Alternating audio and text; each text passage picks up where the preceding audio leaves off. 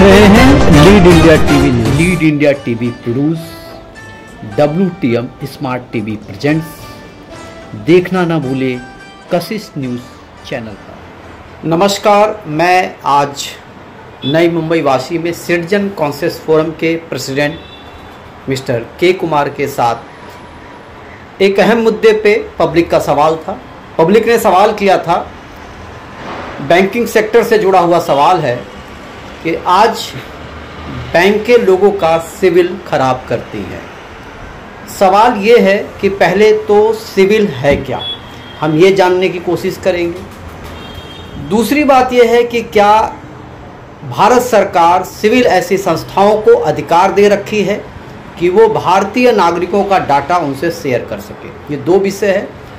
तीसरा विषय ये है कि ये सिविल जैसी संस्थान जो इस देश के नागरिक हैं, जिन्होंने लोन कभी लिया, अपने मुसीबत के समय पे परिस्थितियां बदली और फिर जब लोन को चुकाया, बैंक ने ही कहा कि सेटलमेंट किया जाए, और आफ्टर सेटलमेंट के बाद जब सेटलमेंट कंप्लीट हो गया उसके बावजूद भी सिविल रिकॉर्ड ख़राब किया गया।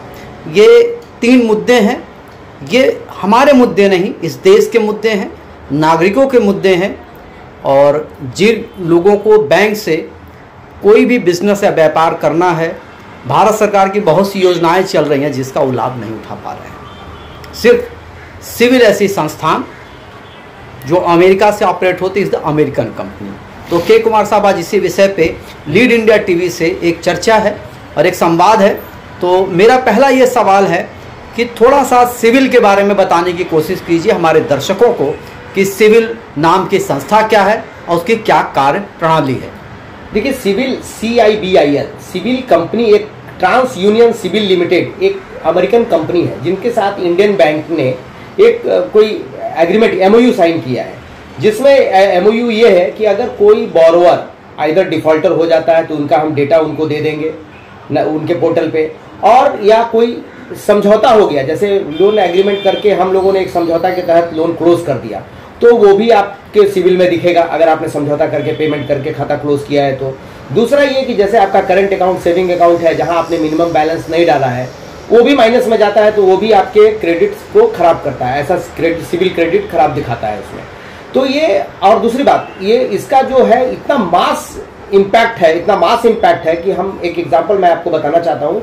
ये बहुत बड़े बड़े लोन जितने होते हैं उनका तो एक पैरामीटर अलग होता है, वो हजारों करोड़ लूट लेते हैं, कुछ भी हो जाता है, उनका सिविल बिल से कोई लेना देना नहीं होता है, उनके लिए सिविल देखा भी नहीं जाता है, क्योंकि एक ही ओनर्स के 50 कंपनी होते हैं, एक दो कंपनी का लोन डूब भी जाता है, फिर भी बड़े बड़े इंडस्ट्रीज को उनका मिलता रहता है, उसका इम्पैक्ट उसके ऊपर नहीं दिखता है, क्योंकि उसमें डायरेक्टर दूसरे, ये दूसरे, वो अलग तरह का गिमिक है।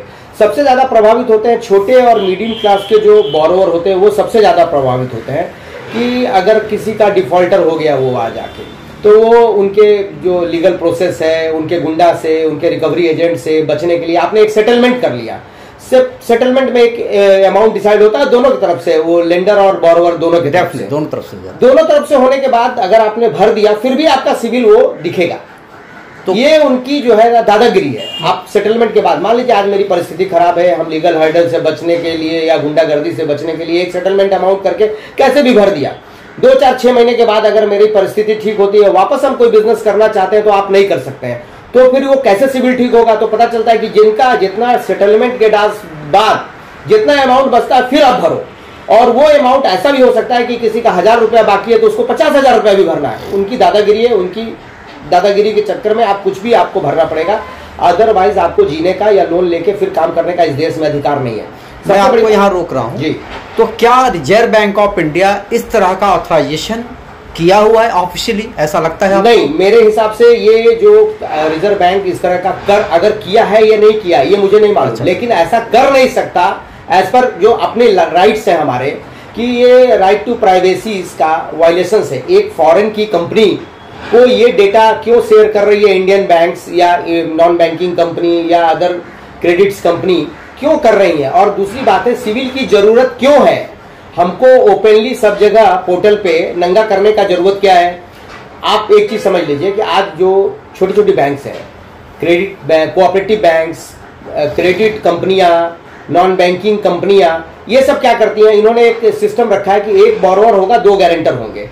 उस गारंटर का उस बोरोवर के साथ कोई रिलेशन नहीं है, ना ही गारंटर का कोई अधिकार होता है कि कभी उनके अकाउंट्स को वो पूछे कि भाई आपने, हम जिस कंपनी में गारंटर बने हैं आपके लोन के लिए, आपने लोन का पैसा कहाँ यूज कर रहे हैं, तो वो अधिकार हमको नहीं दिया गया। दूसरी बात कि कभी भी बैंक लोन देती है तो बोरोवर के क्रेडेंशियलिटी को देखती है, बोरोवर के प्रोजेक्ट्स को देखती है, बोरोवर को देखती है, उसके बाद लोन देती है। मेरा ये कहने का मतलब है, जब बोरोवर के क्रेडेंशियलिटी पे आपको भरोसा नहीं है और उनके प्रोजेक्ट पे आपको भरोसा नहीं है, तो आप पैसा देते क्यों है? अब आप समझ लीजिए, एक एग्जांपल देके मैं समझाता हूं कि अगर भारत में 100 करोड़ जनसंख्या है, 100 करोड़ में अगर 33 करोड़ बोरोवर होता है और 2 उसके गारंटर होते हैं, तो 100% हमारा सिविल सबका खराब हो गया देश में। फिर देश में कोई ऐसा आदमी नहीं बचेगा जो अच्छे सिविल वाला हो और उनका काम करना पड़े उसके लिए। तो ये मेरा कहना है, ये गारंटर का जरूरत क्यों? और गारंटर जैसे फिजूल चीजों को लेकर के आप बाकी लोगों को भी क्लब कर देते हैं और उनको भी थ्रेटनिंग, उनको भी लीगल प्रोसेस, उनके भी प्रॉपर्टी को अटैचमेंट, ये सब करते रहते हैं। मतलब समझिए, अंग्रेज ने जो आतंक नहीं मचाया था, वो इस तरह की क्रेडिट सोसाइटियां, financial company, non banking companies इतना ज्यादा, और बैंकिंग इतना ज्यादा तरस, एक तो हमारे इंडिया में एक तो बैंकिंग और दूसरा है इंश्योरेंस कंपनी, ये दोनों अनफेयर ट्रेड है। इसमें अनफेयर ट्रेड ऐसा है कि आपके खाते से हर दिन पता नहीं 2 रुपया, 1 रुपया, 5 रुपया, 10 रुपया कितने कटते रहते हैं, किसी को कुछ भी नहीं मालूम है। जबकि एक सिंगल नया पैसा भी विदाउट मेरे परमिशन, अकाउंट होल्डर के परमिशन के, किसी भी तरीके से नहीं कटना चाहिए, चाहे वो किसी तरह का पेमेंट हो, लेकिन फिर भी काटा जा रहा है। अच्छा, एक मुद्दा है इसी बैंकिंग से जुड़ा हुआ है। आपने भी देखा होगा, सारे एसएमएस टोटल फ्री हो चुके हैं, लेकिन आज भी एसएमएस के चार्जेस बैंक लगाते हैं। जबकि कम्युनिकेशन कंपनियां, मोबाइल कंपनियां जो एसएमएस का कारोबार करती हैं, उन्होंने एसएमएस फ्री कर दिया है। तकरीबन आप देख लीजिए एसएमएस फ्री है।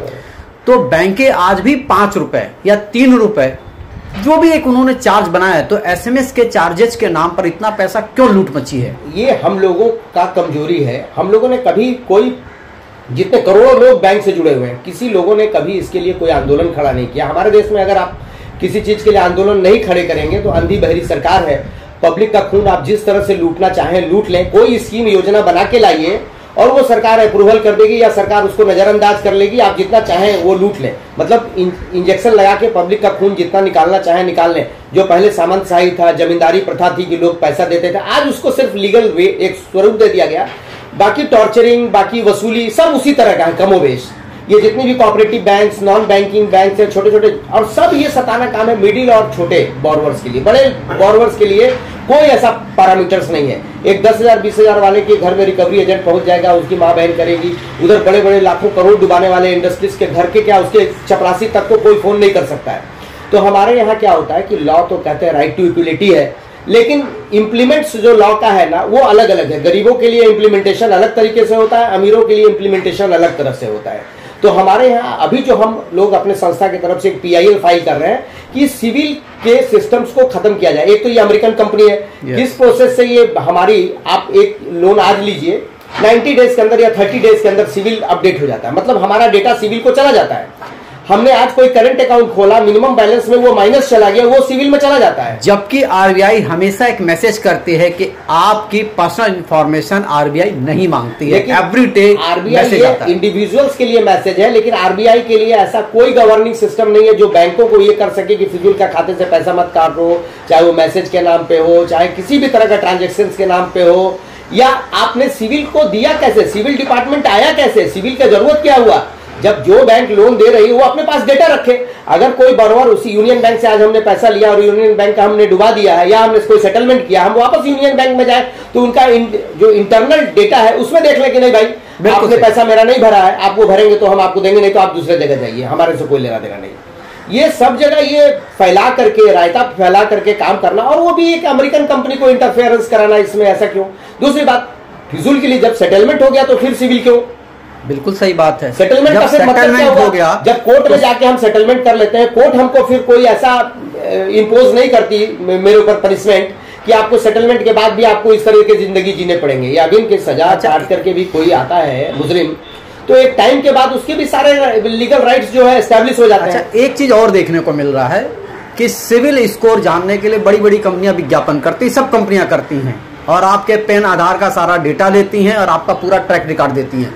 एक तरीके से तो ये कह सकते हैं कि जो हमारे अधिकार थे वो तो छीने जा रहे हैं। देखिए, right to privacy, right to privacy की बात है। सारा डेटा आपको सारा कंपनी के पास है, क्रेडिट मंत्री ये वो, दिन भर 50 तरह का फोन आता रहता है, सब बैंक से डेटा ले लेते हैं। और जिनका देखते हैं कि क्रेडिट खराब है उनको बोलते हैं आपका क्रेडिट अपडेट कर देंगे, ये कर देंगे। जितने भी फाइनेंस कंपनियां में आप अपना आधार कार्ड पैन कार्ड से लोन लेते हैं वो सारा डेटा बेच देती हैं, सारा डेटा वो शेयर करती हैं। तो मेरे देश में बैंकिंग और बैंकिंग से जुड़े जितने लॉ हैं वो अगेंस्ट द डिपॉजिटर्स और अगेंस्ट द बोरोवर है। इस तरह से ये समझ लीजिए कि एक सामंतशाही है, अंग्रेजों का कानून समझ लीजिए या मुगलिया कानून समझ लीजिए, जजिया टैक्स के रूप में बैंक हमसे इनडायरेक्टली हर चीज वसूल लेती है। अगर आज आप 1000 रुपया रख के जाइए बैंक में, 6 महीने बाद आइए, वो 1000 रुपया आपको 1100 रुपया नहीं होगा, वो 800, 900, 700 हो जाएगा।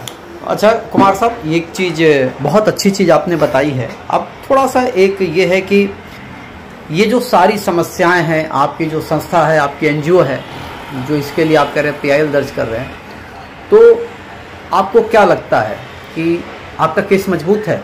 100% मजबूत है। हमने जो सवाल उठाया है वो सवाल सिर्फ हमारा नहीं है, वो देश के करोड़ों जनता का है, जो मिनिमम और जो छोटे क्लास के बोरोवर हैं, डिपॉजिटर्स हैं, या मिडिल क्लास के डिपॉजिटर और बोरोवर हैं। ये कमोबेश सबके साथ ये तकलीफ है। लोग छोटे छोटे अमाउंट होने के कारण लोग अपने बिजी लाइफ और छोटे अमाउंट के लिए हमारे यहाँ जो लीगल प्रोसेस है, आपकी किसी खाते से 25 रुपया काट ले, 25 रुपए के लिए तो कोर्ट जा नहीं सकता है, वो 50,000 रुपए का वकील रख नहीं सकता है, कोर्ट सुनेंगी नहीं, हमारे यहाँ कोई सिस्टम नहीं है जो सुन सके, जो उसको पैसा उसका वापस करे। ऐसे ये छोटे छोटे अमाउंट का डेली मतलब मच्छर जैसे काट के आपका करोड़ों की जनता का खून ये लोग पी रहे हैं। और इनकी मैक्सिमम प्रॉफिट इसी तरह के हिडन कॉस्ट है, चेक बाउंसिंग चार्ज एक्स्ट्रा, आपको SMS चार्जेस, ऐसा non transaction charges, transaction charges, extra transaction charges, minimum deposit charges, इतने तरह के चार्जेस इन्होंने भर दिए हैं जो आप कभी समझ भी नहीं पाएंगे। अच्छा ठीक है, मैं ये चाहता हूँ कि जो भी इस आपकी बातों से समर्थन कर रहा है, मैं चाहता हूँ कि एक अपील कीजिए। ये आम नागरिक का सवाल है और आपकी संस्था से जुड़े ज़्यादा से ज़्यादा लोग जुड़े और इस सिविल से त्रस्त लोगों के लिए आप एक ऐसा आंदोलन, PIL तो कर ही रहे हैं, एक ऐसा आंदोलन करें जिससे कि ऐसी संस्थाओं के खिलाफ में वित्त मंत्रालय के सामने एक बहुत बड़ा जो है एक जन समूह खड़ा करके एक सवाल पब्लिक के बीच में और ये सरकार के सामने रखे। चैनल के माध्यम से मैं सब जनता के एक अपील कर दीजिए, चाहे वो छोटे बोरोवर हो, मिडिल क्लास के बोरोवर हो, या डिपॉजिटर्स हो, बैंक के खाता होल्डर हो, सब किसी न किसी तरीके से त्रास है, उनको लूटा जा रहा है। ये मुगलिया कानून है, इस कानून से लड़ने के लिए सबको फ्लोर पे आना पड़ेगा, जन आंदोलन के रूप में खड़ा करना पड़ेगा। आज तो हम कोर्ट में लेके जाना पड़ रहा है, लेकिन सरकार से भी मांगना पड़ेगा। अपने पब्लिक रिप्रेजेंटेटिव जिसको आप वोट देके जिताते हैं, वो सांसद है, MLA है, उन लोगों से भी आप कहिए कि अपने एरिया के जो क्रेडिट सोसाइटीज हैं, पतपेड़ी है, कोऑपरेटिव सोसाइटीज है, नॉन बैंकिंग कंपनीज है, जिसको धड़ल्ले से लोन के लिए रिजर्व बैंक परमिशन दे देती, जाओ लूटो, और लूट के, और उनके ऊपर कोई गवर्निंग नहीं रहता। रिजर्व बैंक के पास कभी हम लोग कंप्लेंट करते हैं तो रिजर्व बैंक बोलती है कि नॉन बैंकिंग कंपनी हमारे प्रीव्यू में नहीं आता है। तो इस तरह से समझ में नहीं आएगा कि फिर उसका गवर्निंग बॉडी कौन है। पुलिस में जाएंगे तो बोलेंगे कि बैंकिंग है, वो सिविल से मैटर है, वो हमारे अंदर में नहीं आता है। मतलब कुल मिला जुला करके जनता के लूट को लोग इस तरह से इग्नोर करते हैं कि जनता मरने के सिवाय और कुछ नहीं कर सकती। इसीलिए सब लोगों का ये फर्ज बनता है कि वो ऊपर आए। और मैं बता दूं कितने छोटे छोटे बोरोवर हैं, आत्महत्या कर लेते हैं, कैसे ऐसे ऐसे लोग होते हैं अपना घर छोड़ के गुमनाम जिंदगी जी रहे हैं, क्योंकि उनको समाज में बदनामी 10, 20, 50,000 रुपए के लिए वो त्रास है। और उनको लगता है कि हमने ये लोन ले लिया कि अपने गले में फांसी लगा के सरकार को दे दिया। तो आज हम भले आजाद भारत में जी रहे हों, लेकिन गुलामों से ज्यादा बदतर ये सरकारी नीति, बैंकिंग नीतियां और ये कर्ज की जो नीतियां हैं इन्होंने गवर्नमेंट ने बनाई है। गवर्नमेंट इस पर कभी कोई ध्यान नहीं देता। मुझे लगता है कि फाइनेंस मंत्रालय, वित्त मंत्रालय को, सरकार को, रिजर्व बैंक को इस लूट से सबसे ज्यादा कमाई है। बहुत बहुत धन्यवाद, आपने बहुत अच्छी इंफॉर्मेशन दी है। और मैं अपने दर्शकों से गुजारिश करूंगा कि ये आपके साथ ज़्यादा से ज़्यादा जुड़े और इस क्रांति को, ये कह सकते हैं क्रांति ही है, हमेशा जब कुछ होता है तो एक क्रांति जन्म लेती है। आपके माध्यम से आपने क्रांति का अलग जगाया है और इसको सही अंजाम तक पहुंचाया जाए। हर व्यक्ति कर्ज लिया हो या ना लिया हो, एक समय ऐसा बहुत जल्दी आएगा कि बिना कर्ज लिया हुआ और कर्ज लिया हुआ भी वो कर्ज के गिरफ्त में आ जाएगा, इनके रिव्यू में आ जाएगा, इनके जुडिक्शंस में आ जाएगा और ये उनका खून पीने लगेंगे। जो हमारे यहाँ जो लॉ है उसको बदलना पड़ेगा और इसके ऊपर एक्शन लेना पड़ेगा गवर्नमेंट को तुरंत। जी जी, नमस्कार दोस्तों, मैं नई मुंबई सिटीजन कॉन्फ्रेंस फोरम के ऑफिस में आज आया था और सिटीजन कॉन्फ्रेंस फोरम के अध्यक्ष मिस्टर के कुमार से सिविल यानी कि बैंकिंग सेक्टर में इस विषय पे चर्चा हुई। और एक अच्छी बात ये रही कि इन्होंने सिविल को लेके एक PIL दर्ज करने जा रहे हैं और बहुत जल्दी एक जन क्रांति का रूप लेंगे। तो मैं अपने सभी दर्शकों से ये चाहूँगा कि अगर आप भी सिविल से परेशान हैं और आपको लगता है कि आपके अधिकारों का हनन हो रहा है, आपको लगता है कि जिस इज्जत को बचाने के लिए आपने कर्ज लिया था और उसको कैसे भी सेटलमेंट करके चुका दिया और आपकी इज्जत को पूरी दुनिया में नीलाम किया जा रहा है, कोई भी आपके पैन कार्ड आधार को लेके आपके बारे में जानकारी लेता है और ये पता करता है कि आपका सिविल बहुत ख़राब है, तो क्या आपको जीने का अधिकार नहीं है? ये एक अहम सवाल है और भारत सरकार यानी कि वित्त मंत्रालय को संज्ञान में लेना होगा। अगर वित्त मंत्रालय इसको संज्ञान में नहीं लेता है तो सिटीजन कॉन्फ्रेंस फोरम ने ये प्रण लिया है कि पूरे हिंदुस्तान में एक जन समूह के द्वारा दिल्ली में जन क्रांति आंदोलन छेड़ा जाएगा। ये कह सकते हैं कि हमने एक क्रांति लड़ी थी गुलामी से और अब सिविल की गुलामी से एक क्रांति और लड़ी जाएगी। इसी के साथ मैं अपनी बात खत्म करता हूँ। जय हिंद। बहुत जल्द आ रहा है सिंगिंग कंपटीशन माटी के बोल। कौन बनेगा माटी के बोल सम्राट? बहुत जल्द लीड इंडिया टीवी द्वारा प्रोड्यूस कशिश न्यूज़ चैनल पर टेलीकास्ट होने वाला सिंगिंग बेस रियलिटी शो। तो देर किस बात की है, न कीजिए किस्मत का इंतज़ार और बन जाइए माटी के बोल के सम्राट।